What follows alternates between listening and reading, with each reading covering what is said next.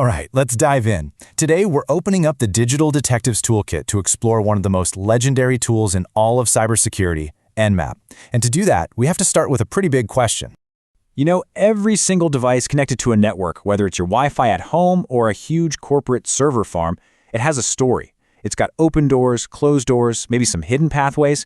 So how do you find them? How do you even begin to ask the right questions to uncover all the secrets that are hiding in plain sight? Well, that's exactly where Nmap comes in. If you've ever dipped a toe into cybersecurity or ethical hacking, you have definitely run into this tool. It's not just some program you download, it's a foundational skill. It's kind of like learning to read a map before you go out and explore a whole new continent. So what is it really? Nmap, which stands for Network Mapper, is a free open-source tool that's basically become the gold standard for finding out what's on a network and checking its security. The best way to think about it? It's the all-in-one toolkit for a digital detective who's investigating a network. And this thing has a seriously legendary history.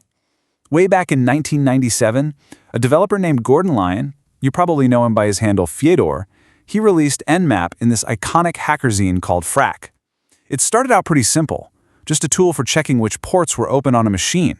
But wow, it quickly evolved into the powerhouse suite of tools it is today. It's an absolute cornerstone of the industry. So, how does our digital detective actually start an investigation?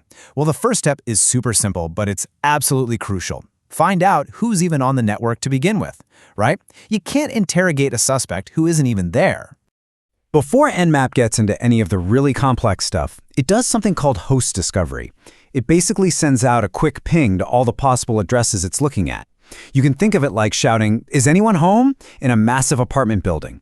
And doing this first saves a huge amount of time, because why would you waste time trying to pick locks on doors that lead to apartments that don't even exist? Now, here's where it gets really cool. Nmap actually changes its methods based on the permissions it has. If you run it with administrative or root privileges, it's like our detective has a master key. It can send all kinds of different probes to get a super accurate picture of who's online. But without those root privileges, it has to be a little bit stealthier, using a more limited but still really effective set of probes to see who's out there. Okay, so we figured out who's home. The next phase of the investigation? The interrogation. Now we have to go up to each one of those live devices and start knocking on its doors. Or, in network speak, we start scanning its ports. But what does that even mean, right? How does a computer knock on a digital door to see if it's open or maybe locked, or if there's a big firewall blocking the way? Well, the answer is in this fundamental process called the TCP three-way handshake. It's really just a three-step conversation. First, Nmap sends a SYN packet. That's the knock. If the port is open, the target device sends back a SYN/END ACK packet, which is basically it saying, "Yep, I hear your knock, come on in." Now, a normal program would finish the handshake by sending one last ACK packet, but Nmap is way too clever for that. To be stealthy, it sends a reset packet instead. This just rips the connection down immediately. So Nmap gets its answer. The port is open without ever fully forming a connection that could be easily logged. Pretty smart. And from those responses, Nmap can figure out the status of every port. If it gets that SYN/ACK back, the port is open, the door is unlocked and ready for business. If it gets a reset packet right away, the port is closed. It's like knocking and someone just yells, "Nobody's home," from inside. And what if it gets no response at all? Well, that means the port is filtered. Your knock was never even heard, probably because a firewall got in the way. All right, let's get to the really interesting part of the investigation. Finding an open door is great, but a good detective needs to know more. What kind of room is behind that door? You know, what's actually going on inside? So just to give you a sense of the scale we're talking about, a single device has, get this, 65,535 potential doors, or ports. Scanning every single one would take forever. So to be efficient, Nmap is smart about it. By default, it just focuses its investigation on the 1,000 most common ports, which is where you're going to find services running most of the time. And this is where Nmap's real power just shines. It doesn't just see an open door, it can actually peek inside. By sending these specially crafted probes, Nmap can figure out the exact service, the software version, and sometimes even the operating system of that target device. This is the whole ballgame right here, because this is how a security pro finds vulnerable, outdated software that an attacker could exploit. So you go from a simple question like, is port 22 open, to getting this incredibly detailed profile.